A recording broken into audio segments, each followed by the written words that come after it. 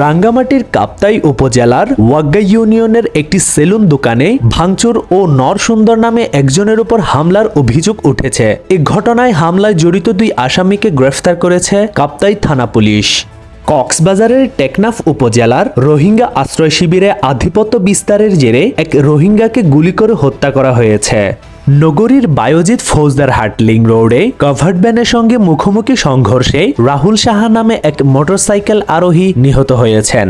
চকরিয়ায় লবণ শ্রমিকদের মজুরি দিতে যাওয়ার সময় সশস্ত্র ছিনতাইকারীর দল ছিনিয়ে নিয়েছে এক লবণ ব্যবসায়ীর ব্যাগ ভর্তি নগদ 8 লাখ টাকা। একই সময় মোহাম্মদ বাবুল নামের একজনকে অপহরণ এবং 5টি মোটরসাইকেলও ছিনিয়ে নেয় ছিনতাইকারীর দল। তখন সশস্ত্র ছিনতাইকারীরা কুপিয়ে ও পিটিয়ে আহত করেছে অন্তত 10 জনকে। চট্টগ্রাম শাহ আমানত আন্তর্জাতিক বিমানবন্দরে সিগারেটের প্যাকেট থেকে 816 গ্রাম ওজনের 7টি স্বর্ণের বার উদ্ধার করা হয়েছে। উদ্ধার করা এসব স্বর্ণের বাজার মূল্য 70 লাখ টাকা।